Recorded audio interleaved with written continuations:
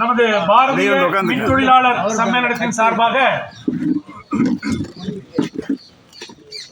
கோரிக்கை கவன ஈர்ப்பு ஆர்ப்பாட்டம் நடத்தி கொண்டுள்ளோம்.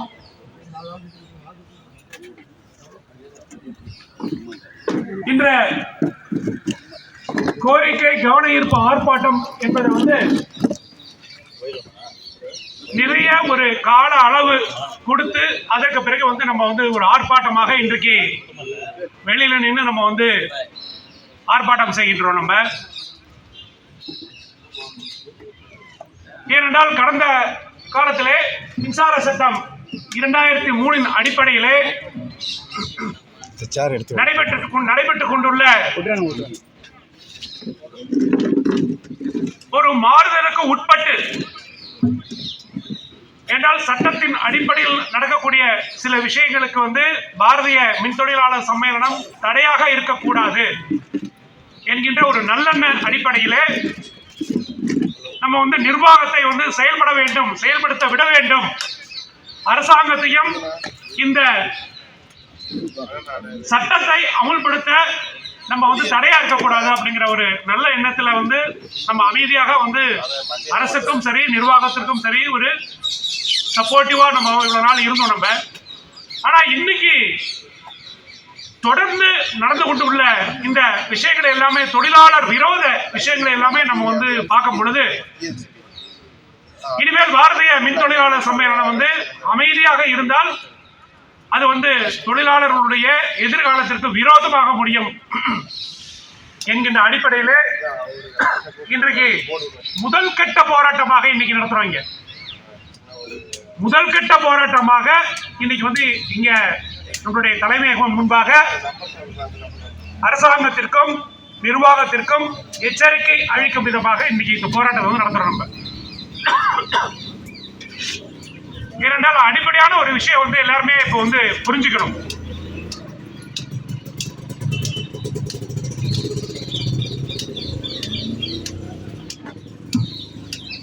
இன்னைக்கு தமிழ்நாடு மின்சார வாரியம் இல்ல. இன்னைக்கு வரைக்கும் எல்லாருமே நம்ம டான்ஜெட்கோ அப்படின்னு சொல்லிக்கிறோம். நம்ம யாரும் டான்ஜெட்கோ இல்ல, அதையும் கலைச்சிட்டாங்க. இன்னைக்கு டிஸ்ட்ரிபியூஷன்ல இருக்கிறவங்க எல்லாமே Tamil Nadu power distribution corporation limited ஒரு புது கம்பெனி ஆரம்பிச்சிருக்காங்க. ஒரு 4 நாளைக்கு முன்னாடி ரிசர்வ் பண்ணிட்டாங்க. 4 நாளைக்கு முன்னாடி தான் நேம் ட்ரான்ஸ்ஃபர் பண்ணியிருக்காங்க. அதுக்கு மாத்திட்டாங்க. உற்பத்தி பிரிவில் வேலை செய்யறவங்க யாருமே டான்ஜெட்கோ கீழே கிடையாது. அவங்க எல்லாருமே Tamil Nadu power generation corporation limited அப்படின்னு தனி கம்பெனிக்கு கொண்டு போயிட்டாங்க. இங்க 5வது மாடியில் இருக்கக்கூடிய NCS என்று சொல்லக்கூடிய நான் கன்வென்ஷனல் எனர்ஜி அவங்களுக்கு தனி ஒரு கம்பெனி ஆரம்பிச்சு கிரீன் எனர்ஜி கார்பரேஷன் லிமிடெட் அப்படின்னு சொல்லிட்டு அதுக்கு தனி கம்பெனி ஆரம்பிச்சு அவங்க யாருமே இன்னைக்கு TNEB ஸ்டாஃப் யாருமே கிடையாதுங்க. டிரான்ஸ்மிஷன்ல 110 kVக்கு மேல வேலை செய்யறவங்க எல்லாருமே யாருமே TNEB எம்ப்ளாயிஸ் கிடையாது. அவங்க எல்லாருமே டிரான்ஸ்கோ எம்ப்ளாயிஸ். மின்சார வாரியத்தை மின்சார சட்டம் 2003 படி 5 கூறா பிரிச்சுட்டாங்க. 5 கூறா பிரிச்சு இவங்களுடைய இதுகாரம் நடந்துட்டு இருக்கிற விஷயத்தெல்லாம் பார்க்கும்போது அடையாளம் இல்லாம கொண்டு தொலைக்கணும் அப்படிங்கிற மாதிரி கொண்டு போயிட்டு இருக்காங்க. உங்க அடையாளத்தை எல்லாமே கொஞ்சம் கொஞ்சமா அழிச்சு அடையாளமே இல்லாம உங்களை எல்லாம் தொலைச்சு போடணும் அப்படிங்கிற மாதிரி தமிழக அரசும் சரி மின்சார வாரிய நிர்வாகம் சரி இணைந்து செயல்படுறாங்க. இதுல நல்லா தெரிஞ்சுக்கோங்க. இதுல ஒரு முறையும் நம்ம ஒவ்வொரு கோரிக்கையும் கேட்க போறோம். இன்னைக்கு கேட் மீட்டிங் போட போறோம். நோட்டீஸ் கொடுத்த உடனே DRS வருது. இன்னைக்கு உடனே DRS வருது. ஆனா ஒரு மீட்டிங்லயும் உங்க அதிகாரிகள் சொல்லுவாங்க மின்சார வாரியம் நம்மளுடைய டான்ஜெட்கோ லாஸ்ல இருக்கு, கடன்ல இருக்கு அப்படின்னு சொல்லுவாங்க. நல்லா தெரிஞ்சுக்கோங்க. நீங்க அபிஷியலா சொல்றேன், கடனே கிடையாது.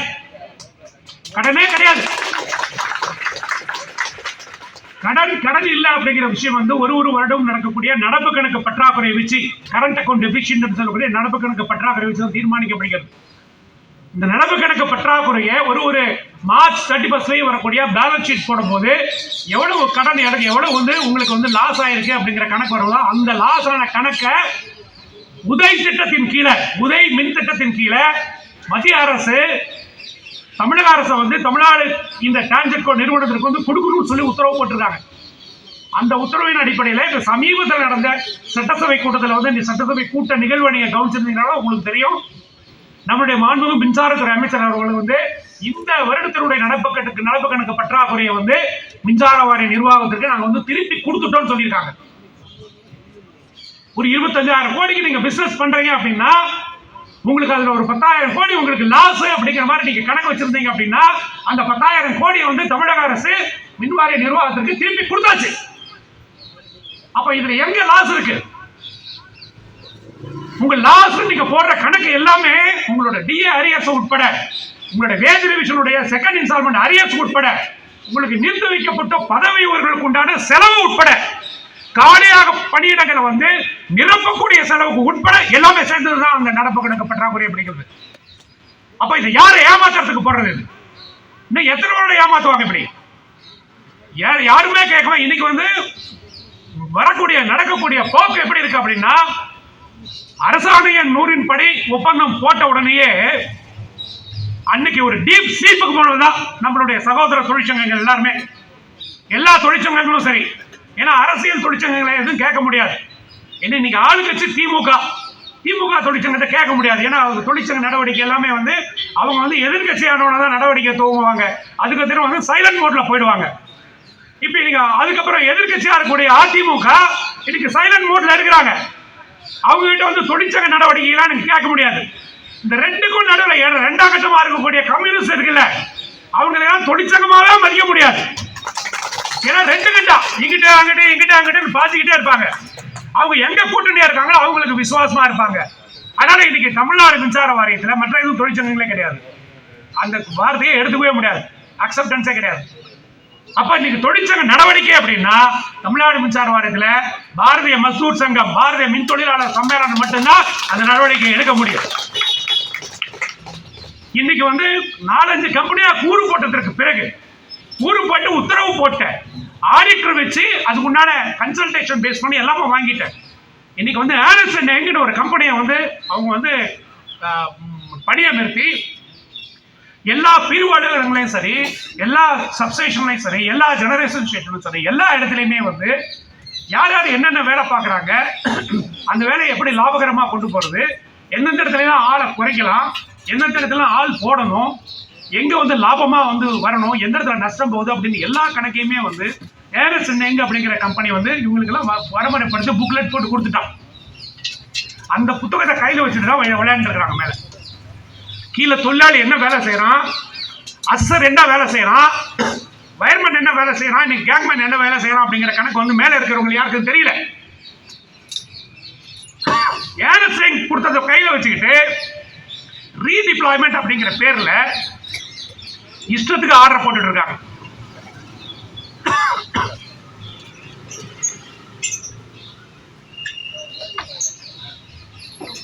இவங்க போடுற ஒரு உத்தரவுக்கும் பின்னால எல்லாமே பேக் ஃபயர் ஆயிட்டு இருக்கு. அந்த இடத்துல வந்து நடக்கக்கூடிய பணிகள் வந்து முடங்கி போகுது. எல்லா இடத்துலையும் முடங்கி போகுது.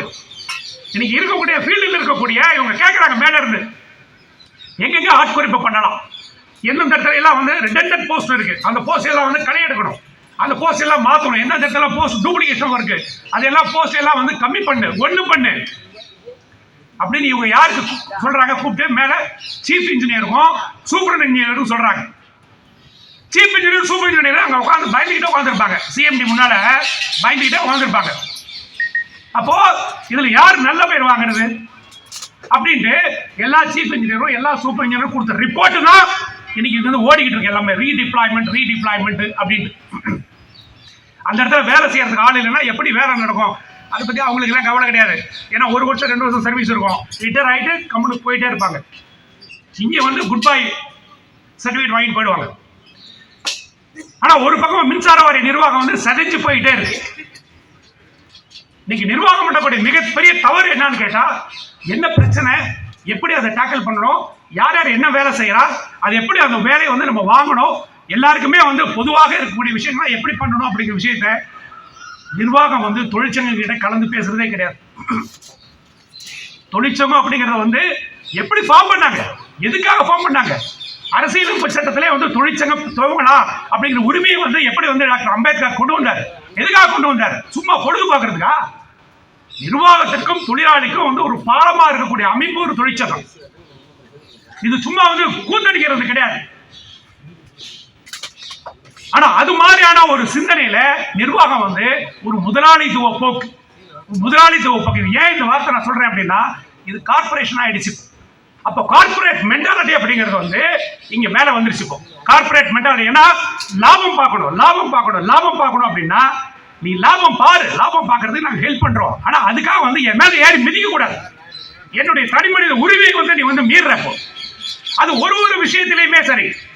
ஏதோ பதவி உயர்வு போடல, பேனல் ஸ்கிப் பண்றோம், இது வந்து அடுத்த பேனல்ல போடுறோம், டிலே பண்ணி போடுறோம், இதனால ஃபைனான்சியல் டிஃபிகல்டிஸ் இருக்கு, இதெல்லாம் பேச்சுவார்த்தை நடத்தணும். இல்ல, எந்த பேச்சுவார்த்தையுமே கிடையாது. இதுக்கு முன்னால ஒரு சீஃப் இன்ஜினியர் இருந்தாங்க, இங்க ஒரு லேடி இருந்தாங்க சீஃப் இன்ஜினியர். தொழிற்சங்கம்லாம் வருதுனாலே கதவு பூட்டிட்டு அந்த அம்மா வந்து இல்லைன்னு சொல்லிட்டு உள்ள தொழிற்சங்கம்லாம் இந்த பக்கம் போயிட்டாங்கன்னா அந்த பக்கம் அப்படியே படியறக்கு லிஃப்ட்ல வந்து வேம ஓடி போயிடும். ரிட்டையர் ஆகிற வரைக்கும் இப்படியே கண்ணாமூச்சி நடந்துட்டு இருந்துச்சு. ரிட்டையர் ஆகிற வரைக்குமே. அப்போ ஒரு இன்எஃபிஷியன்ட்டா ஒரு அட்மினிஸ்ட்ரேஷனை தொழிற்சங்கங்களோட பேச்சுவார்த்தை நடத்துறதுக்கு தகுதி இல்லாத அட்மினிஸ்ட்ரேஷன் வந்து நீ வந்து வளர்த்து வச்சுட்டு இருந்திருக்க இப்ப இவ்வளவு நாளைக்கு. அது வந்து மின்சார வாரியத்தையே வந்து செலக்சரும் படிக்கிறது வந்து அரசாங்கத்தினுடைய கவனத்துக்கு தெரியணும். அரசாங்கத்தில் கவனத்தில் எடுத்துக்கொண்டது இது சும்மா சாதாரண விஷயம் கிடையாது. ஏன்னா மின்சாரம் அப்படின்னா ஷாக் அடிக்கும். மின்சாரம் வந்து ஷாக் அடிக்கும். அரசாங்கங்கள் வந்து கவிழ்ந்த கதையெல்லாம் இதுல இருக்கு, ஒண்ணுமில்லாம போன கதையெல்லாம் இதுல இருக்கு. அதனால வந்து வேலை செய்யறதுக்கு ஆள் இல்லாம இன்னைக்கு எல்லா இடத்துலயும் வேலை நடக்குது. ஒரே வயர்மேன் இருக்கா, ஒரு வயர்மேன் இருப்பான், 15,000 சர்வீஸ் இருக்கும். மெயின்டெனன்மெண்ட் 25 டிரான்ஸ்ஃபார்மர் மெயின்டெனன்மெண்ட் ஒரு வயர்மேன் சுத்திட்டு இருப்பான். 10,000-15,000 சர்வீஸ் இருக்கும். ஒரு அசஸர் பார்த்துட்டு இருக்கான். நடந்துகிட்டு இருக்கு, எல்லாமே நடந்துகிட்டு இருக்கு. அப்படிங்கிறதுனால தொடர்ந்து அது நடந்துரும் அப்படிங்கிற நம்பிக்கை இருந்து அப்படின்னா ஒரு நாள் பிரேக் பண்ண அப்படின்னா கதப்புறமே தண்டவளாரி. அப்ப அரசாங்கமே தெருவுக்கு வந்துடும். ஏன்னா எச்சரிக்கை பண்ண விரும்புறேன் நான். இவங்க நினைக்கிறாங்க இவங்களுக்கு வந்து இங்க சிட்டி இருக்கு இல்லையா, மெட்ரோ சிட்டி இருக்கு இல்லையா, அது மட்டும்தான் இவங்களுக்கு அரசாங்கம் நினைக்குது. இந்த மெட்ரோ சிட்டி மட்டும்தான் அரசாங்கம் அப்படிங்கிறது இந்த அரசாங்கத்தினுடையது. இங்க மட்டும்தான் எல்லாம், இங்க மட்டும்தான் கரண்டா கட் ஆகக்கூடாது, இங்க மட்டும்தான் 100% ரீடிங் எடுக்கணும், இங்க மட்டும்தான் எல்லாம் இருக்கும். ஆனா எல்லா குப்பையும் இங்கதான் இருக்குது, எல்லா ஊழலும் இங்கதான் இருக்குது. இவன் ரெவென்யூ ஆகுமெண்டேஷனுக்கு இந்த எல்லை விட்டு அந்த பக்கம் வந்துருவான். ஆனா எல்லா ஊழலுக்கும் இங்கதான் இருக்கும். ஏன்னா இங்க எல்லாருமே வந்து மினிஸ்டருக்கு தெரிஞ்சவனா இருப்பான், மினிஸ்டர் பிஆக்கு தெரிஞ்சவனா இருப்பான், இல்ல மேல இருக்க சீஃப் இன்ஜினியர் தெரிஞ்சவனா இருப்பான். இவனுங்கெல்லாம் யாருமே பண்ண முடியாது. அப்போ யார் வேலை செய்யணும்? டிஸ்ட்ரிபியூஷன்ல கீழே இருக்கிறவங்க மட்டும் தான் வேலை செய்யணும். யார் என்ஜாய் பண்றது? நீ மேல உட்காந்து நீ என்ஜாய் பண்ண. இது இனிமே நடக்காது. ஏன்னா நமக்கு வந்து அடிப்படையான விஷயம் போன செட்டில்மெண்ட்ல வேஜ் ரிவிஷன் செட்டில்மெண்ட் என்ன அக்செப்ட் பண்ணிட்டப்போ 3 மாசத்துக்குள்ள ஒர்க் லோட் செட்டில்மெண்ட். ஏன் பிஎம்எஸ் ஒர்க் லோட் சொல்றது அப்படின்னா, இன்னைக்கு இங்க டிஸ்ட்ரிபியூஷன்ல போறோம், மெட்ராஸ்ல என்ன பண்ணிருக்காங்க அப்படின்னா ஒரு செக்ஷன்லயும் வந்து 2 பேர் அவுட் சோர்ஸ் போட்டிருக்காங்க. ஒரு செக்ஷன்லயும் 2 பேர் அவுட் சோர்ஸ் போடுறதுக்கு இவங்க டெண்டர் போட்டு சாங்ஷன் பண்ணி எல்லாருக்கும் அவுட் சோர்ஸ் போட்டிருக்காங்க. இதே டெண்டரை போன அரசாங்கம் போட்டதுக்கு இந்த இப்ப இருக்கக்கூடிய ஆளுங்கட்சியா இருக்கக்கூடிய தொழிற்சங்கம் வந்து ஒரு நாள் தர்ணா போராட்டம் நடத்தி எல்லாருமே தெருவு போட்டு வந்து அதை ஒரே நாள கேன்சல் பண்ண வச்சாங்க. யார் கேன்சல் பண்ண வச்சாங்களோ அதே அரசாங்கம் வந்து இப்ப வந்து போட்டு எல்லாத்தையும் அவுட் சோர்ஸ் பண்ணிருக்கு. எதுக்கு இந்த கண்ணாமூச்சி விளையாட்டு? அப்ப வேலை செய்யறதுக்கு ஆள் இல்லைங்கிறது உனக்கு தெரியுது இல்லையா? அவனை வந்து பெர்மனண்டா போடு, அப்பாயின்மெண்ட் பண்ணு. இல்லைன்னா அரசாங்கமே நீயே போடு, அவனை கான்ட்ராக்ட்ல கூட போடு, நீயே டைரக்டா சம்பளம் கொடுக்குற மாதிரி போடு. இந்த தன்மை வந்து எல்லா செக்டார்லயும் எல்லா இடத்துலயுமே போயிட்டு இருக்கு, எல்லா கேடர்லயும் போயிட்டு இருக்கு.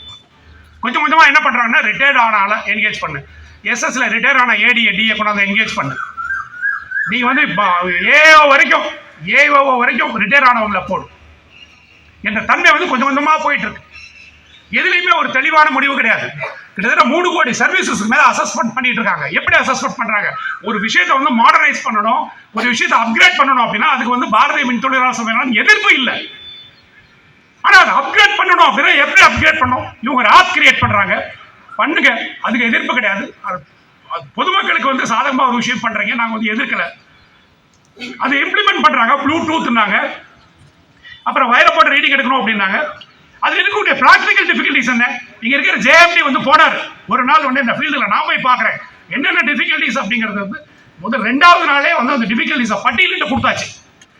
2வது நாளே அவங்க ப்ளூடூத் இம்ப்ளிமெண்ட் பண்ண 2வது நாளே ஃபீல்டில் இருந்து எல்லாருக்கிட்டையுமே வந்து அந்த டிஃபிகல்டிஸ் என்ன அப்படிங்கிறத வந்து நம்ம வந்து பட்டியல் போட்டு இங்கே கீழே கொடுத்தாச்சு.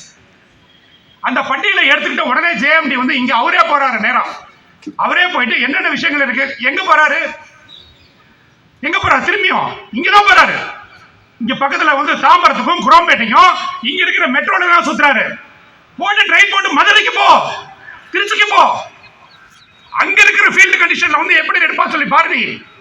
நீ இங்க இருக்கிற ஃபீல்டு கண்டிஷனை பார்த்துட்டு இதை எடுக்கிறா சொல்லிட்டு எல்லா இதையும் நான் சரி ரெக்டிஃபை பண்ணிட்டேன் நானு அப்படின்னு சொல்லிட்டு திரும்பி போட்டு எடு அப்படின்னா எந்த மொபைல்ல எடுக்க முடியும், எவ்வளவு சர்வீஸ் எடுக்க முடியும்?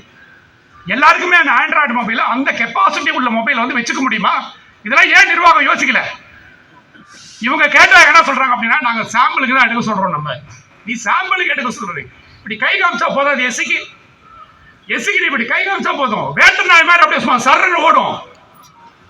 நீங்க அதெல்லாம் இதே கிடையாது. இவங்க வந்து இது சாம்பிளுக்கு 4 பேர் பண்ண அப்படின்னா 40 பேரை நான் பண்ணி காமிச்சு நான் 40 பேர் பண்ணேன்னு சொல்லிட்டு நெஞ்சு நிறுத்திப்பாரு எஸ்சி. உங்க எஸ்சி ஏன்னா அந்த மாதிரி மென்டாலிட்டி தான் எல்லாமே இருக்காங்க, வேட்ட நாய் மாதிரி இருக்கிறாங்க எல்லாருமே.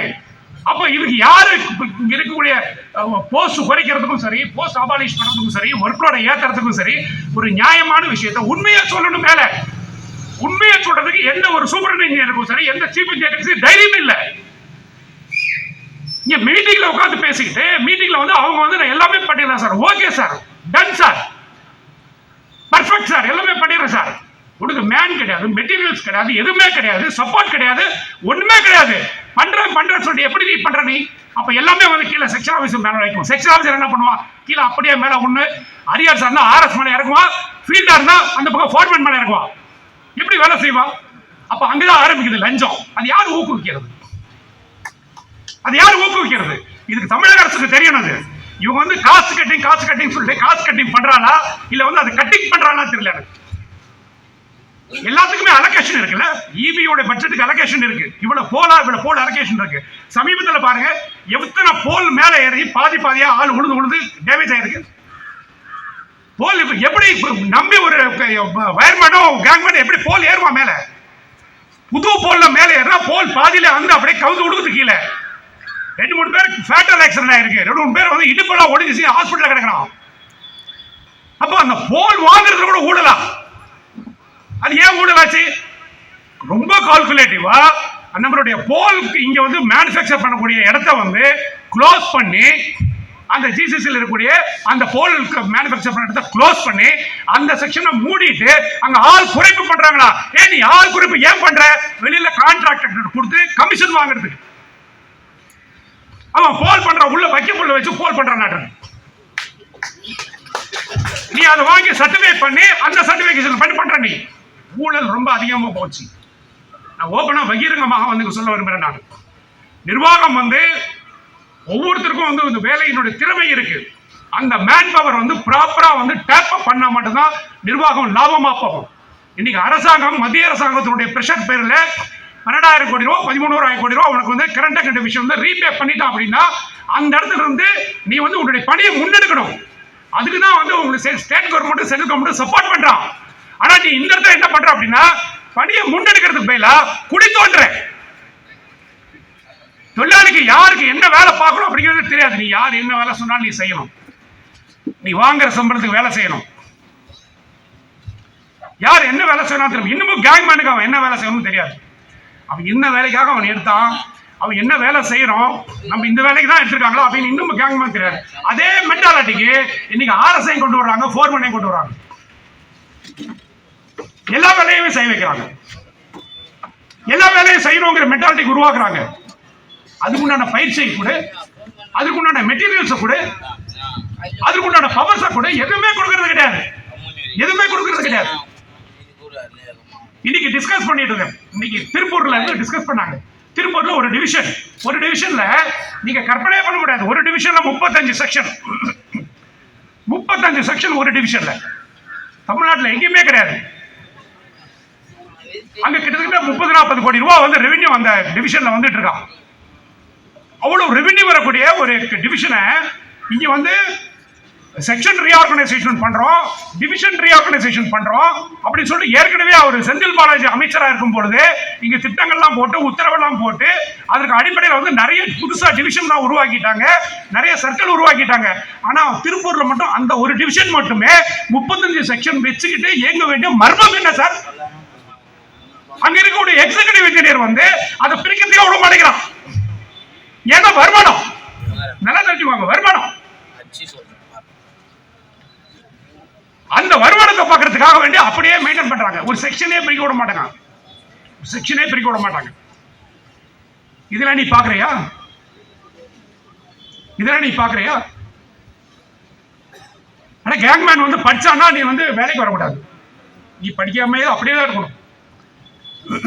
அசஸர் ஐயா ஆனாலும் நீ ரீடிங் எடுத்துட்டு தான் இருக்கணும். சமீபத்தில் ஆர்டர் பண்றான், நீ ஆர்எஸ்ஆ சேர்ந்தா கூட தேவைப்பட்டா நீ ரீடிங் எடுக்கணும். இவரு அண்டர் செக்ரட்டரியா இருந்தா செக்ரட்டரியா இருந்தா சேர்மனா வந்திருக்காரு. நீ சேர்மனா இருந்தாலும் செக்ரட்டரி வேலை பார்க்கணும் சொல்லி உத்தரவு போடலாமா?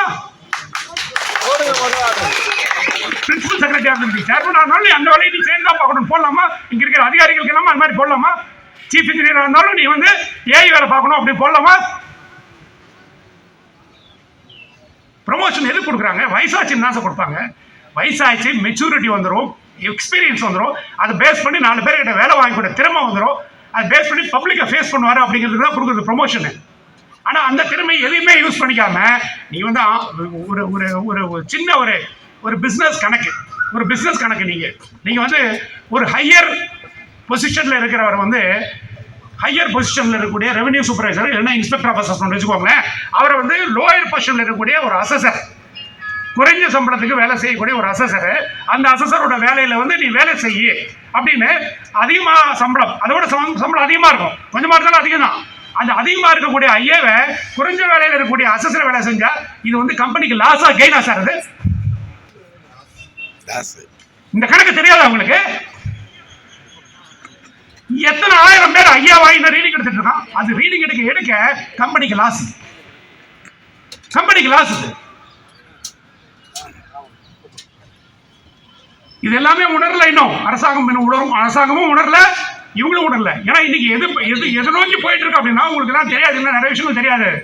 அரசாங்கங்கள் போடக்கூடிய உத்தரவை இங்க எதுவுமே இவங்க நடைமுறைப்படுத்துறது இல்லை. எதுவுமே முக்கியமா அரசாங்கம் வந்து வாரிசு வேலைக்கு வந்து கொள்கை முடிவு எடுக்கிறாங்க, வெல்ஃபேர் ஆக்டிவிட்டிஸ். அது அரசாங்கம் வந்து பொதுமக்களுக்கு பண்ணக்கூடிய நிறைய சலுகையில கொள்கை முடிவு எடுக்கிறாங்க. ரீசெண்டா வந்து ஜியோ நம்பர் 33 சொல்லி டிசம்பர் 2023 போட்டாங்க. உங்களுக்கு நிறைய பேருக்கு தெரியறதுக்கு வாய்ப்பு இல்லை. இது வந்து அரசாங்கத்துடைய வெல்ஃபேர், இதை கண்டிப்பா நீ இம்ப்ளிமெண்ட் பண்ணணும். அதுல என்ன சொல்லியிருக்க அப்படின்னா, அரசு ஊழியர் இறந்து அவருடைய வாரிசு வந்து 12 வயசு ஆகலன்னு வச்சுக்கோங்க, 12 வயசு ஆகல, நீ அப்ளிகேஷன் போட்டேன்னா உனக்கு 12 வயசு ஆகல அப்படின்னு ரிட்டர்ன் பண்ணிடுவான். அப்புறம் நீ அப்ளிகேஷன் போடுவ, அப்ப 3 வருஷம் ஆயிடும். அப்ப நீ அப்ளிகேஷன் போடும்போது நீ அப்புறம் 18 வயசு ஆனதுக்கு பிறகு அப்ளை பண்ண அப்படின்னா நீ 3 வருஷத்துக்குள்ள அப்ளை பண்ணல அப்படின்னு சொல்லி ரிட்டர்ன் பண்ணிடுவான். இந்த 2 பேர் இருக்கக்கூடிய சிக்கலை இந்த தடவை தீர்த்து விட்டுருக்காங்க கவர்மெண்ட். தீர்த்துட்டு நீ எப்ப வேணா அப்ளை பண்ணலாம், ஆனா 18 வயசு வரைக்கும் தான், 18 வயசு கழிச்சு தான் உனக்கு வந்து வேலை கொடுக்கணும் அப்படின்னு போட்டான். அப்போ 18 இயர்ஸ் கழிச்சு நீ அப்ளை பண்ணா உனக்கு வேலை கிடைக்கும். கவர்மெண்ட் போட்டிருக்கான். இப்போ இன்னைக்கு 10 லட்சத்துக்கு மேல இருக்கக்கூடிய அரசு ஊழியர்களுக்கு எல்லாமே அந்த பெனிஃபிட் இருக்கு.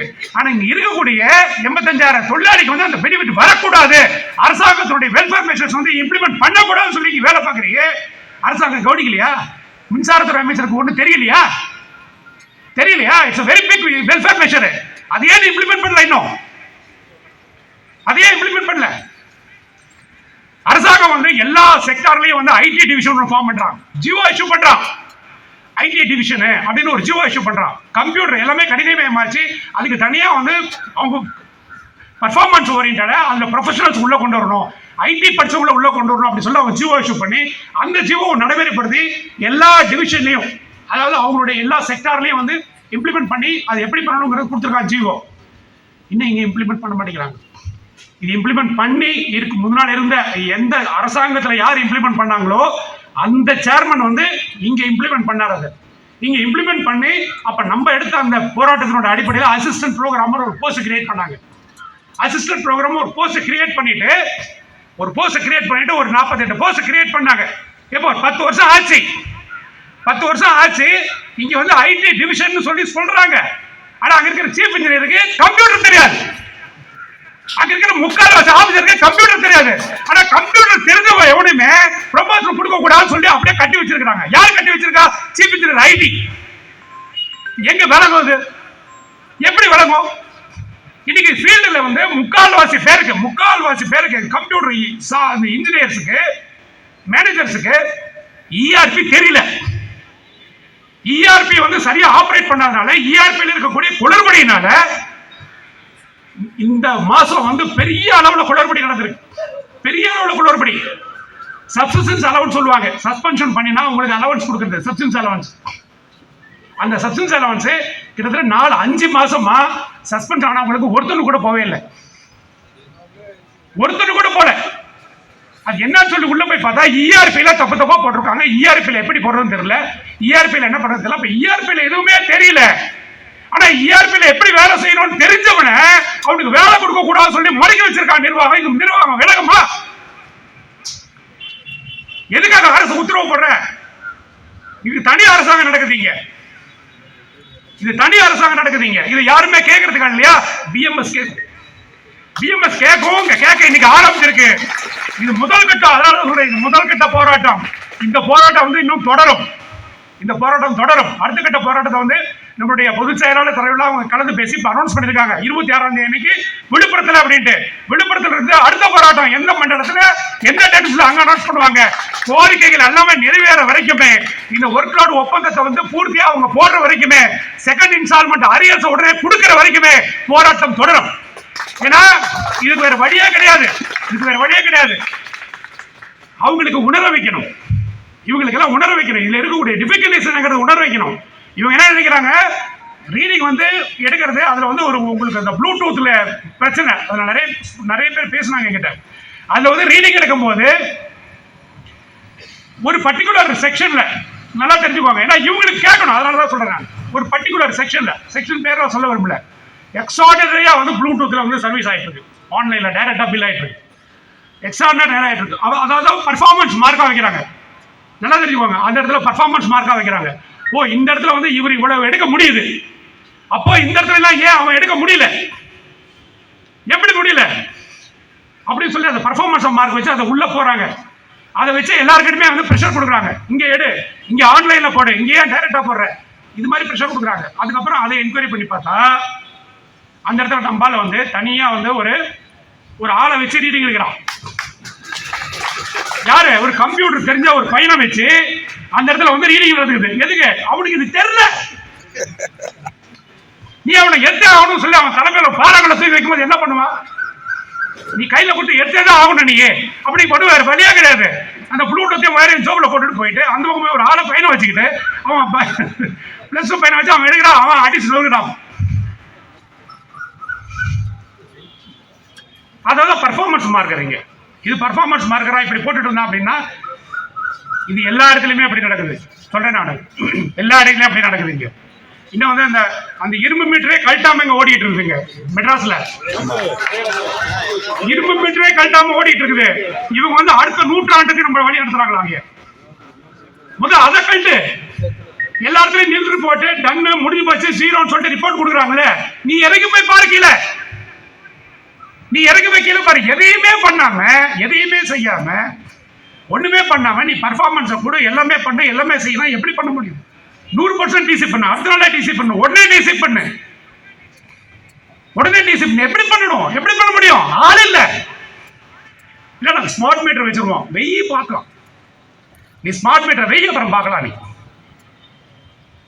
அதுல ஏகப்பட்ட ஓட்டைகள் பண்ணி வச்சிருக்காங்க அவங்க. ஏன்னா எல்லாத்துலயுமே ஏதாவது கிடைக்குமான்னு பார்ப்பாங்க இல்லையா? அது எப்படி வரும்? அதனால நிர்வாகம் வந்து இது வந்து எல்லா செக்டாரையும் உள்ளடக்கி இந்த பிரச்சனைகள் குழப்பங்கள்லாம் பண்ணிட்டு இருக்காங்க. ஒரு உதாரணத்துக்கு ஒரு விஷயம் சொல்றேன். நான் ரீசெண்டா ஒரு ஆர்டர் போட்டாங்க. அந்த ஆர்டர் போட்டு என்ன பண்ணாங்க அப்படின்னா சில அக்கௌண்ட்ஸ் பதவிகளை மட்டும் புதுசா ஃபார்ம் பண்ண கிரீன் எனர்ஜி கார்பரேஷனுக்கு மாத்துறாங்க. கிரீன் எனர்ஜி கார்பரேஷனுக்கு அக்கௌண்ட்ஸ் பிரான்ச் ரெடி பண்றாங்க. அக்கௌண்ட்ஸ் பிரான்ச் ரெடி பண்ணி அதை வந்து டான்ஜெட்கோட இருக்கிற அக்கௌண்ட்ஸ் பிரான்ச் வந்து சில இடத்துல இருக்கிற அக்கௌண்ட்ஸ் எல்லாம் கலைச்சி அந்த பதவி கொண்டாந்து இங்கே போடுறது. அந்த பதவியில் இங்கே போடும்போது என்ன ஆகும், அந்த ஆளையும் சேர்த்து அள்ளி கொண்டாந்து இங்கே போட்டுருவாங்க. அவன் என்ன, அவன் நேரம் என்ன, அவன் குடும்பம் என்ன, அவன் எப்படி வர முடியுமா, அதெல்லாம் எதுவுமே கணக்கு கிடையாது. இல்லை அவங்ககிட்ட விருப்பம் கேட்கலாமா, அதெல்லாம் அவனுக்கு கிடைக்கிறது. அதான் எந்த கணக்கு கிடையாது. அப்படியே அள்ளி கொண்டாந்து இங்கே போட்டுறது அவனை. ஆனால் இது போடக்கூடாதுன்னு சொல்லி மின்சார சட்டமே சொல்லுது. மின்சார சட்டத்திலேயே என்ன சொல்லுது அப்படின்னா, நீ வந்து கம்பெனிகளை பிரிக்கும் பொழுது இன்பிட்வீன் கம்பெனிக்கு போகும்போது அவங்ககிட்ட ஆப்ஷன் கேட்கணும்னு சொல்லுது. அந்த ஆப்ஷனை கேட்டு பண்ணணும்னு சொல்லிட்டு ஜியோ 100ல வந்து நம்ம அதாவது ஒப்பந்தத்தில் ஒரு குறியீடா கொண்டு வந்திருக்கோம் நம்ம. அப்ப அந்த குறியீடா வர்றது வந்து எப்ப வரும், நீ பேச்சுவார்த்தை நடத்தினா தானே வரும். ஆனா நீ பேச்சுவார்த்தையே நடத்தாம டான்ஜெட்கோவை கழிச்சுட்ட, புது கார்பரேஷன் 3 கிரியேட் பண்ணிட்ட. 3 கிரியேட் பண்ணிட்டு இவன் யார் எங்க போகணும் சொல்லி பேசணுமா இல்லையா? ஆனா இதுல ஆச்சரியமான விஷயம் என்ன அப்படின்னு கேட்டா, என்னால எனக்கு அது வந்து இது பண்ணவே முடியல. என்னால ஜியோ 100 ஒப்பந்தம் போட்டு இன்னைக்கு இவ்வளவு நாள் ஆகுது, இவ்வளவு பிரச்சனை நடந்திருக்கு. நம்ம வந்து ஒரு வாட்ச் டாக் மாதிரி வந்து நம்ம வந்து வாட்ச் பண்ணிட்டு இருக்கோம், அப்ஜெக்ஷன் சொல்லிட்டு இருக்கோம், அட்வைஸ் பண்ணிட்டு இருக்கோம் நிர்வாகத்துக்கு, லெட்டர் மேல லெட்டர் கொடுத்துட்டே இருக்கோம், சும்மாவே கிடையாது. ஆனா அன்னைக்கு செட்டில்மெண்ட் முடிஞ்ச உடனே ஸ்லீப்பிங் மோட்ல போனாங்க ஒரு 17 பேர் தொழிற்சங்க தலைவர்கள். ஸ்லீப்பிங் மோட்ல போயிட்டாங்க. அவங்க இன்னுமா எந்திரிக்கல சார், இன்னுமா எந்திரிக்கல. நேற்று நீங்க என்ன திடீர்னு இந்த வாட்ஸ்அப்ல வந்து இந்த இடத்துல வந்து பிஎம்எஸ் ஆர்ப்பாட்டம் பண்ணும் போதும் சொல்லிட்டு நீங்க போட்டீங்களா இல்லையோ, டக்குன்னு எந்திரிச்சு போட்டு என்ன பண்ணிட்டா அப்படின்னா, கூட்டு கொடுவா அப்படின்ட்டான். கூட்டு கொடுவேன் அப்படின்னு சொல்லி போட்டு எல்லாம் கூட்டுக்குழு அப்படி பாடு, எல்லாம் கூட்டுக்குழுன்னா என்னன்னு எல்லாம் முக்கால் பேருக்கு அர்த்தம் மறந்து போயிருவோம். இப்ப ஒவ்வொருத்தரையும் சொல்லி ஞாபகப்படுத்தி கூட்டுக்குழு கூட்டு நான் ஐயோ தொழிலாளி பிரச்சனையை வந்து நம்ம முன்னெடுக்கிறோம், இவன் கூட்டுக்குழு கூட்டினானா எல்லாமே வந்து ஒண்ணுமில்லாம போயிடுச்சு. எதுக்காக கூட்டுக்குழு கூட்டுறோம்? தொழிலாளிக்கு என்ன பிரச்சனை? தொழிலாளிக்கு கனெக்டிவிட்டி கிடையாது, இவனுக்கும் தொழிலாளிக்கு கனெக்டிவிட்டி கிடையாது, தலைவர்களுக்கும் தொழிலாளிக்கும் கனெக்டிவிட்டியே கிடையாது. தொழிலாளி என்ன வேலை செய்யணும் அப்படிங்கிறது தலைவருக்கு தெரியாது. ஆனா அந்த தலைவருக்கு தான் போய் இன்னைக்கு வந்து நிர்வாகத்துக்கிட்ட வந்து பேச போறாங்க. நிர்வாகத்துக்கிட்ட வந்து அவங்க தான் போய் பேசுவாங்க தொழிலாளிக்கு. அதனால இந்த தன்மை மாறணும் அப்படின்னா, மின்வாரிய தொழிலாளர்களுக்கு வந்து ஒன்று சொல்லிக்கிறேன், இந்த தன்மை மாறணும்னா தொழிற்சங்கம் அப்படின்னா அது தொழிலாளர்களால், தொழிலாளர்களுக்காக, தொழிலாளியால் நடத்தப்பட வேண்டும். ரிட்டையர் ஆனவங்க வந்து தலைவர் இருக்கவே கூடாது. ரிட்டையர் ஆனவங்க போய் உங்களுக்காக பேச்சுவார்த்தை நடத்த போகக்கூடாது. நீங்க தான் போகணும், நீங்க தான் உங்களுக்குள்ள தலைவராக இருக்கணும்.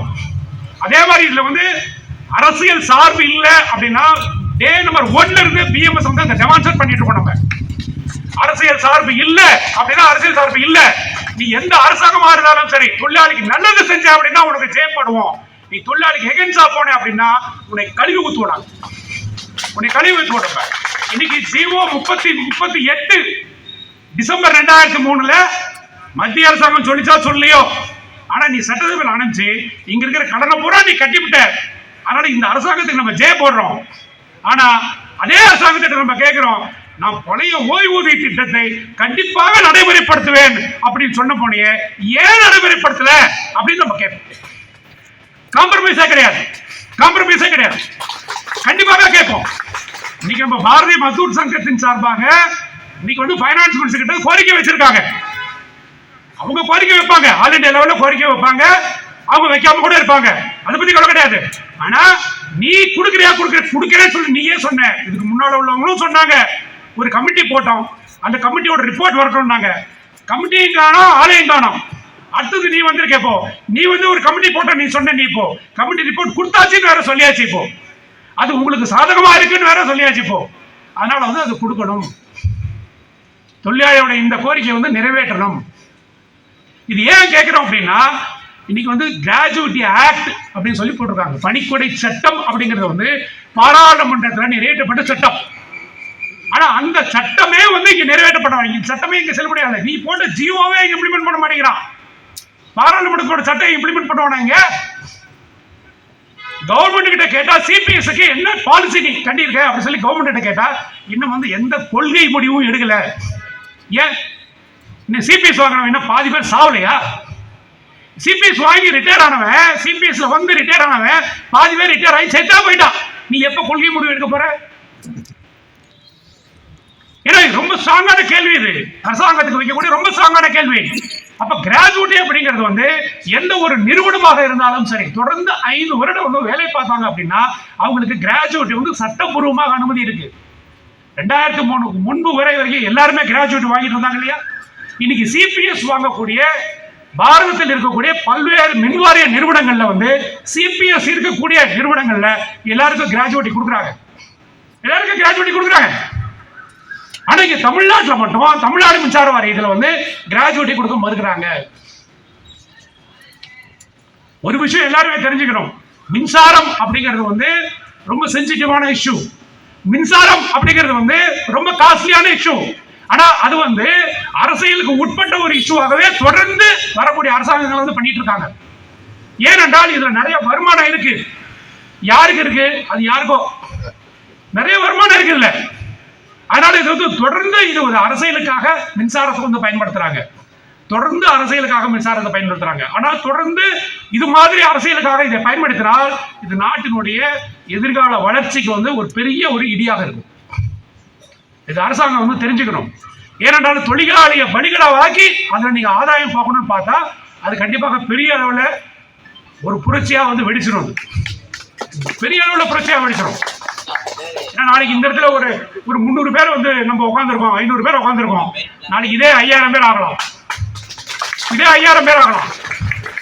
அப்ப அந்த மாதிரி வந்துச்சு அப்படின்னா கண்டிப்பாக வந்து தொடர்ந்து தொழிலாளி வந்து புறக்கணிக்கப்பட்டா அப்படிங்கிற ஒரு மனோநிலைக்கு வந்து தொழிலாளி நீங்க கொண்டு போனீங்க அப்படின்னா அது வந்து நான் தயவு செய்து அரசியல் பேசுறேன்னு நினைக்காதீங்க, அது உங்களுடைய அரசியல் எதிர்காலத்திற்கு வந்து ஒரு ரிஃப்ளெக்ட் ஆகும். டெஃபரெண்டா அது மாற்ற முடியாது, யாராலையும் மாற்ற முடியாது, தொடர்ந்து மாற்ற முடியாது. தொடர்ந்து நீங்க புறக்கணிக்கப்படுறீங்க அப்படிங்கிற மனசு வந்து இன்னைக்கு அரசு ஊழியர் மத்தியிலையும் மின்வாரிய ஊழியர் மத்தியில் ஏற்கனவே டிரான்ஸ்போர்ட் ஊழியர் மத்தியில் வந்துருச்சு, அவங்க மத்தியில் வந்துருச்சு. ஏன்னு கேட்டீங்கன்னா அவன் போட்ட பணமே அவனுக்கு வரல, சிபிஎஸ்ல அவன் போட்ட பணம் இருக்கு இல்லையா அதுவே அவனுக்கு வரல.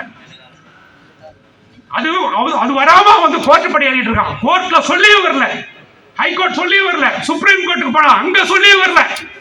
மறந்து இருந்தாதான் சார் வந்து எல்லாம் காலி பண்ணிட்டாங்க, எல்லாம் காலி பண்ணிட்டாங்க. இது ஏன்னா டிரான்ஸ்போர்ட்டை வந்து இங்க இபியோட நான் கனெக்ட் பண்ணி ஏன் நான் சொல்றேன் அப்படின்னா இங்க நீங்க கட்டுற சிபிஎஸ் பணம் இங்க இல்ல. இது ரொம்ப டேஞ்சரஸான ஒரு இது. நான் வந்து இந்த அக்யூஸ் பண்றேன், நானு நீங்க கட்ட பணம் வந்து அதுக்குண்டான கணக்கு இல்லை. இங்க அந்த பணத்தை எடுத்து ரொட்டேட் பண்ணிட்டா இருக்காங்க, அது ரொட்டேஷன் ஆயிட்டு இருக்காது. உங்களுடைய கணக்கு வந்து நீங்க யார் யார் ரிட்டையர் ஆகிறாங்களோ யார் யார் இறந்து போறாங்களோ அவங்களுக்கு மட்டும் ஒரு அண்டர்டேக்கிங் வாங்கிட்டு அவங்களுக்கு மட்டும் டிஸ்பாஸ் பண்ணிட்டே இருக்காங்க. உங்களுடைய கணக்கு பேப்பர்ல தான் இருக்கும். இது ரொம்ப டேஞ்சரஸான பிரசிடென்ஸ். இது நாளைக்கு டிரான்ஸ்போர்ட்டுக்கு என்னாச்சோ அது அப்படியே வந்து ஈபிக்கு வரதுக்கு உண்டான வாய்ப்புகள் இருக்கு, வாய்ப்புகள் இருக்கு. ஏன்னா சமீபத்தில் நான் வந்து ஒரு கேள்விப்படுறேன், உடனே பென்ஷன் கொடுக்கணுமா? என்னது டிரான்ஸ்போர்ட்டுக்குலாம் உடனே பென்ஷன் கொடுக்கணுமா? இது வந்து ஒரு அரசியல் ரீதியாக ஒருத்தர் வந்து ஒரு பேசின ஒரு கமெண்ட், டிரான்ஸ்போர்ட்டுக்கு உடனே கொடுக்குறோமா பென்ஷனு? கொடுக்கறது இல்லை, ஈவிக்கு மட்டும் ஏன்னா உடனே கொடுக்கணும். அந்த கம்பேரிஷன் வந்துருச்சுங்க. அதனால ஒட்டுமொத்த தொழிலாளர்களும் வந்து இதை வந்து ஒரு எச்சரிக்கையா எடுத்துக்கணும். நம்ம இல்லை அப்படின்னா கண்டிப்பாக வந்து மின்சார வாரியத்துக்காக நம்ம உழைச்சி நம்ம உழைப்பு பூரா வேஸ்டா போயிடும், எதிர்காலமே அப்படிங்கிறது சூன்யமாயிடும்.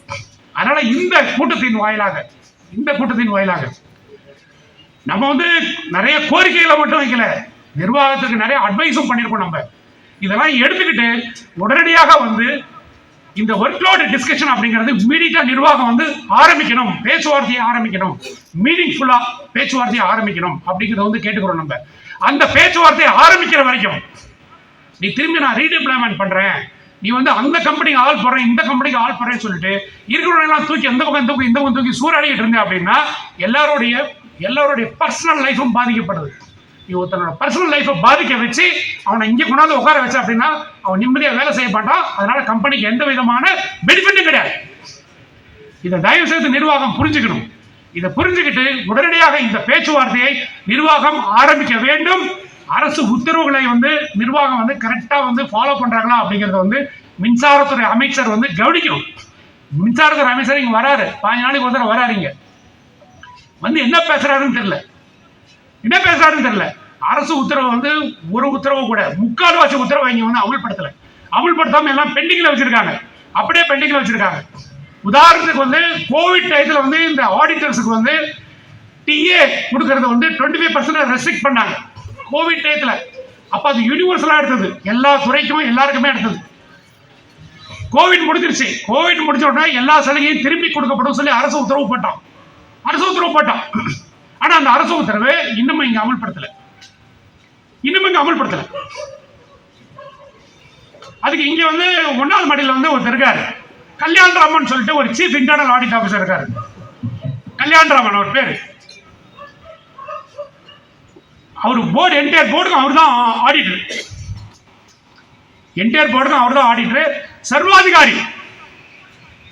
சர்வாதிகாரி அவர் தான். இந்த இபிகே சர்வாதிகாரி. ஏன்னா எதுவுமே இப்போ அட்மினிஸ்ட்ரேட்டிவ் பிரான்ச் அது சேர்மனுக்கு கட்டுப்பட்டது. அக்கௌண்ட்ஸ் பிரான்ச் அது சேர்மனுக்கு கட்டுப்பட்டது. டெக்னிக்கல் பிரான்ச் அது சேர்மனுக்கு கட்டுப்பட்டது. ஆனா ஆடிட் பிரான்ச் யாருக்குமே கட்டுப்படாத ஒரு அமைப்பு இன்னைக்கு சொல்றேன் கேட்டுக்கோங்க இருக்கு அப்படின்னா அது வந்து ஆடிட் பிரான்ச் தான். அந்த ஆடிட் பிரான்ச் உள்ள என்ன நடக்கும் அப்படிங்கிறது உள்ளே நீங்க எதுவுமே கண்டுக்கவே முடியாது, எதுவுமே பேச முடியாது, எதுவுமே தெரியாது உங்களுக்கு, எதுவுமே வந்து உங்களுக்கு தெரிஞ்சுக்க முடியாது.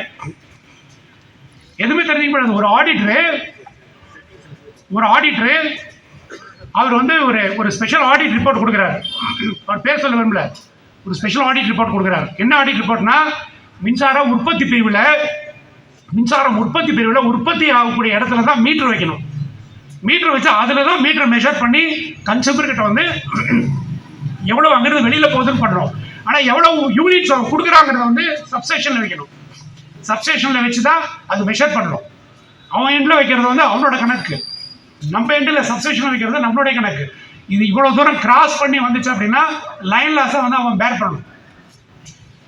ஆனால் இந்த மீட்டரை பூராமே அவனோட எண்டில் வச்சிருக்கிறாங்க. சென்ட்ரல் எலக்ட்ரிசிட்டி அதாரிட்டி வந்து அந்த எண்டில் வைக்கக்கூடாது, சப்ஸ்டேஷன் எண்டில் தான் மீட்டர் வச்சு அளக்கணும்னு சொல்லி உத்தரவு போட்டிருக்காங்க. அந்த உத்தரவு இங்கே வந்து அமுல்படுத்தாதனால அவர் என்ன பண்ணாரு, உங்களுக்கு ஆடிட் வந்து ஸ்லிப்பு போடுவாங்க இல்லையா, அது மாதிரி ஆடிட் ஸ்லிப்பு போட்டிருக்காரு. அவர் ஸ்லிப்பு போட்டு இப்போ போடாதனால ஒரு விண்டு மில்லுக்கும் இத்தனை லட்சம் யூனிட் லாஸ். யாருக்கு லாஸ்? உனக்கு டிஏ இல்லை, உனக்கு அரியர்ஸ் இல்லை, உனக்கு வந்து ப்ரொமோஷன் இல்லை, அந்த லாஸ் அது கோடியா போகுது இந்த லாஸ். இதனால வந்து இதை வைக்கிறதுனால கிட்டத்தட்ட 60,000 கோடி அளவுக்கு மின்சார நிறுவனத்துக்கு வருஷத்துக்கு லாஸ் ஆகுதுன்னு சொல்லிட்டு ஒரு ஆடிட் ரிப்போர்ட் கொடுக்குறாரு. ஆடிட் ரிப்போர்ட் கொடுத்துட்டாரா, அவருக்கு என்ன பண்ணிருக்கணும், இந்த இடத்துல செலவு வச்சிருக்கணும். செலவு வச்சிருக்கணுமா? ஆனா என்ன பண்ணாங்க, அடுத்த நாள் அவனை சஸ்பெண்ட் பண்ணிட்டாங்க. Next day you are suspended from service. Suspension order issue பண்ணா, ஆனா அதுல வந்து ஒரு கௌரவத்தை கொடுத்துக்கிறாங்க அவருக்கு. உனக்கு எனக்கு எல்லாம் சஸ்பென்ஷன் ஆர்டர் கொடுத்தனா ஏஐ கொடுப்பான், ஏடி கொடுப்பான், எஸ்சி வரைக்கும் கொடுப்பாங்க. ஆனா அவருக்கு சஸ்பென்ஷன் ஆர்டர் வந்து சேர்மனே கொடுத்துருக்காரு. சூப்பர். அது கௌரவம் தானே, அது கௌரவம் அவருக்கு. ஏன்னா சேர்மனே சஸ்பென்ஷன் ஆர்டர் கொடுத்துருக்காரு. நீ 60,000 கோடி இழப்பு இந்த நிறுவனத்துக்கு சொல்லி ஒரு தொழிலாளி சொல்லியிருக்கானே, அது என்ன ஏதுன்னு சொல்லி பார்க்கலாம் அப்படின்னு தோணுச்சு அவனுக்கு. நீ சீஃப் இன்டர்னல் ஆடிட் ஆஃபீஸர் இருக்கிறிய, நீ இந்த ஃபைலை கொண்டு போய் நீ கையெழுத்து வாங்குற, நீ உன் கூட வேலை பார்க்குற ஒரு தொழிலாளி, உன்னுடைய சக தொழிலாளி, அவன் வந்து ஒரு ஆடிட் ரிப்போர்ட் கொடுத்துருக்கானே, இப்போ நீ கொடுத்தது தப்பா இல்லையா அப்படிங்கிறது இன்னைக்கு வரைக்கும் பார்க்கல. நான் அதை உள்ள ஃபுல்லா ஸ்கேன் பண்ணி பார்த்துட்டேன். 100% கரெக்ட். அவன் சொல்றது 100% கரெக்ட். அந்த காசுலாம் எங்க போகுது? யாருக்கிட்ட சார் போகுது?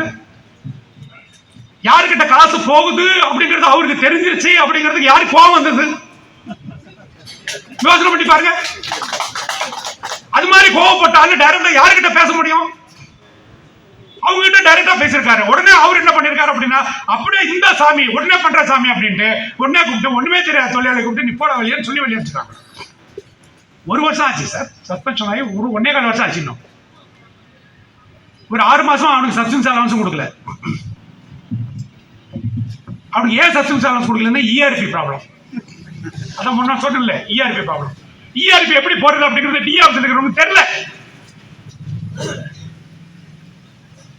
எங்க போயிட்டு இருக்குது நிர்வாகம்? இது எல்லாமே தொழிலாளிக்கு தெரியணும். தயவு செய்து சொல்றேன், எல்லாருமே தொழிலாளிக்கு தெரியணும். இதெல்லாம் தெரிஞ்சா மட்டும்தான் வேலை செய்ய முடியும் அப்படிங்கிற ஒரு கட்டாயமான ஒரு காலகட்டத்தில் இன்னைக்கு தொழிலாளி இருக்கான். irrespective of கேடர், நீ எந்த கேடர்ல வேணா இருக்கலாம், நீ கேங்மேனா இருக்கலாம், நீ ஏஐயா இருக்கலாம், நீ ஈயா இருக்கலாம், யார் வேணா இருக்கலாம். ஆனா இன்னைக்கு ஈபில நடக்கக்கூடிய இந்த தில்லு முள்ளு நல்ல விஷயம் கெட்ட விஷயம் எல்லாமே வந்து எல்லா அப்டேஷனும் வந்து நமக்கு தெரிஞ்சா மட்டும்தான் இன்னைக்கு சர்வைவ் ஆக முடியும். சர்வே ஆகும். கையில பவர் இருக்கும், பவர் இருக்கு சொல்லிட்டு இருப்பாங்க. ஆனா ஒண்ணுமே இருக்காது, பேண்ட் சட்டை கூட இருக்காது, உருவி இருப்பாங்கிறது உனக்கே தெரியாது. ஒண்ணுமே பவர் கிடையாது. அது உதாரணம் சொல்லணும்னா ஏடிஓ ஒண்ணுமே பவர் இல்ல தெரியுமா உங்களுக்கு? ஏடிஓக்கு ஒண்ணுமே பவர் கிடையாது. நீ என்ன பவர்ஃபுல்லா எழுதிட்டு போனீங்கனாலும் சரி வைங்க நான் பாத்துக்கிறேன். சார் இங்க தெஃப்ட் நடக்குது, உடனே வந்து புக் பண்ணுவாங்க, அப்படியே வச்சு நீங்க போங்க நான் பாத்துக்கிறேன். இது குறித்த ஒரு விழிப்புணர்வு எல்லாருக்கும் வேணும். இதனுடைய இம்ப்ளிகேஷன்ஸ், இது எப்படி இம்ப்ளிகேஷன் ஆகும் அப்படிங்கிற விழிப்புணர்வும் வேணும். அப்படி வரல அப்படின்னா கண்டிப்பா முடியாது.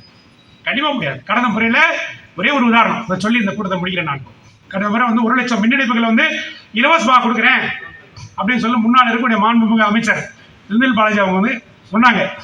1 லட்சம் மின் இணைப்புகள் டார்கெட் ஃபிக்ஸ் பண்ணாங்க, டைம் ஃபிக்ஸ் பண்ணாங்க, டார்கெட் கொடுத்தாங்க. ஓகே, டைம் கொடுக்கும்போது எப்படி முடியும்? நீ 3 மாசத்துக்குள்ள முடிக்கணும் அப்படின்னு முடிக்கும்போது எப்படி முடிக்க முடியும்? உங்ககிட்ட மேன் பவர் கிடையாது, மெட்டீரியல்ஸ் கிடையாது, லைன் கிடையாது, கம்பி கிடையாது, டிரான்ஸ்ஃபார்மர் கிடையாது, ஒண்ணுமே கிடையாது. உனக்கு டைம் கொடுத்தா எப்படி நீ முடிப்ப? அப்ப எனக்கு புரிஞ்சிடுச்சு. இப்போ அப்போ நம்ம ஆளுங்க வந்து இந்த இரும்பு மீட்டர் வந்து நில் ரீடிங் கொடுத்தாங்களே, இரும்பு மீட்டரா கழட்டியாச்சா? எஸ் கழட்டியாச்சு. எல்லாம் எவ்வளவு கழட்டலாம், எவ்வளவு கழிச்சு நில் முடிச்சுதா நில். அது மாதிரி நில்னு கொடுத்துட்டாங்க சார். என்னன்னு கொடுத்தாங்க? 1 லட்சம் மின் இணைப்பு கொடுத்தாச்சா? கொடுத்தாச்சு. உன்னோட இதுக்கு எவ்வளவு 10,000 கொடுத்தாச்சா? கொடுத்தாச்சு. உங்களே 5,000 கொடுத்தாச்சா? கொடுத்தாச்சு. கொடுத்த உடனே கரூர்ல பெரிய மீட்டிங்கு, மாண்புமிகு முதலமைச்சரை கொண்டு வந்து ஒரு பெரிய ஒரு ஃபார்மரை கூட்டு வந்தாங்க. அவர் கொண்டாந்து அவரை வச்சு அவருக்கு வந்து 1 லட்சத்தாவது மின் இணைப்பை வந்து மாண்புமிகு முதலமைச்சர் கொடுக்குறாரு. எல்லாம் நல்லா தான் இருக்குது. அந்த 1 லட்சத்தாவது இதுக்காவது வந்து சர்வீஸ் கொடுத்தாங்களா அப்படின்னு நான் சொன்னேன். ஜாக்கிரதையா இருங்க. நான் சொன்னேன் எல்லாம் முக்கால்வாசி ஏடி கூப்பிட்டு சொன்னேன். நான் ஜாக்கிரதையா இருங்க, உன் எஸ்சி சொல்றாரு, டிஇ சொல்றாரு அப்படிங்கிறதுக்காக சர்வீஸ் எஃபெக்ட் கம்ப்யூட்டர்ல போட்டுறாத. கம்ப்யூட்டர்ல நீ தான் போடணும், உன்னோட யூசர் தான் போடணும். நீ போட்ட அப்படின்னா நீ மாட்டிக்குவ. நாளைக்கு உன் மேல இருக்கிறவன் எல்லாம் அப்படியே வந்து டிரான்ஸ்ஃபர் ஆகி ப்ரொமோஷன் ஆகி போயிடுவான். 3 வருஷம் 4 வருஷம் கழிச்சு நீ வந்து இல்லாத சர்வீஸுக்கு சர்வீஸ் நம்பர் கொடுத்து எஃபெக்ட் பண்ண மாதிரி நீ கொடுத்து போர்டு வாரியத்தை ஏமாத்தி வாரியர் நற்பெயரை கலகம் பண்ணிட்டு நீ போட்டீங்கன்னா லாஸ் பண்ணிட்ட சொல்லி உன் மேல சார்ஜஸ் போடுவாங்க சார். அப்பவே நான் எச்சரிக்கை பண்ணேன். நான் 4 வருஷம் கழிச்சு இப்ப ரீசெண்டா ஒரு 2 இன்ஜினியர் மேல வந்து நான் இடம் பேர் சொல்ல விரும்பல, அந்த ஊர்ல வந்து இதே மாதிரி சார்ஜ் ஷீட் கொடுத்தாங்க. நம்ம அசோசியேஷனுடைய ஜெனரல் செக்ரட்டரி வச்சு நான் போய் நேரம் அந்த சி பார்த்து எச்சரிக்கை பண்ண அப்படின்னு, இது வெளியே சொன்னீங்கன்னா நீ ஒழிஞ்சிடுவ அப்படின்னு எக்ஸ்பிளைன் சொன்னேன். ஏன் அப்படின்னா முதலமைச்சர்கிட்ட கொடுத்து வாங்கியாச்சு, 1 லட்சம் மின் இணைப்புகள் வந்து கொடுத்தாச்சு அப்படின்ட்டு. நீ கொடுக்கல அப்படின்னு நீ வந்து மேலே சார்ஜ் ஷீட் போட்டீங்கன்னா அதை வாட்ஸ்அப்பில் போட்டு நேரம் மின்சி காமிச்சிருவேன் நானும் பார்த்துக்கோங்க, நீ போயிடுவா பார்த்துக்கோ அப்படின்னு டக்குன்னு அப்படி முடிச்சுட்டாரு. இதுதான் நடக்கும். உனக்கு கொடுக்குற வேலையை வந்து நம்ம ஏஐ நல்லவர், நம்ம சுப்பீரியர் ஆஃபீஸர் நல்லவர், எஸ்சி நல்லவர் சொல்லிட்டாரு பண்ணிட்டேன் அப்படிங்கிற மாதிரி நம்ம வந்து ரெக்கார்ட் பண்ணணும் அப்படின்னா நம்ம மாட்டிட்டோம். கல்ட்ன மீட்டர் வந்து கழட்டல அப்படின்னா கழட்டியாச்சுன்னா கழட்டியாச்சு தான். செக்ரேட்டிங் போடாம செக்ரேட்டிங் போட்ட அப்படின்னா போட்டாதான், ஒண்ணுமே பண்ண முடியாது. டம்மி மீட்டர் ரீடிங் சேஞ்ச் எல்லாம் போட்ட அப்படின்னா முடிஞ்சு போச்சு கணக்கு. 10 வருஷம் கழிச்சு கூட மாட்டுவாங்க. அதனால இது எல்லாமே கம்ப்யூட்டரைஸ்டு, எல்லாமே டிஜிட்டலைஸ் இருக்கு, எல்லாமே ரெக்கார்டட் ஃபேக்ட். அதனால அதுக்கு தகுந்த மாதிரி நடந்துக்கோங்க. மேல இருக்கிறவங்க யாரையுமே நம்பாதீங்க. ரொம்ப ஃப்ரெண்டா இருப்பாரு, அவர் ஏடிவா இருப்பாரு, ரொம்ப ஃப்ரெண்டா இருப்பாரு, அவர் ஆர்ஸா இருப்பாரு. நம்ம ஆள் தானே, ரொம்ப கூடவே படிச்சிருப்பாரு, அவர் ஏஐ இருப்பாரு, ஏஐ கூட இருப்பாரு. ஏஐயே தான் சொல்றேன், ஏடியை நம்பாத, ஏடிக்கு அதே தான் சொல்றேன், இடியை நம்பாத. எல்லாருமே அவங்களை காப்பாற்றக்கூடிய ஒரு மெக்கானிக்கல் யுகத்துல, கார்பரேட் யுகத்துல நம்ம எல்லாருமே இருக்கிறோம். நம்ம அதனால இது எல்லாரையுமே காப்பாத்திக்கணும் அப்படின்னா எல்லாரும் ஒத்துமையா இருக்கிறது ஒண்ணு மட்டும்தான் வழி.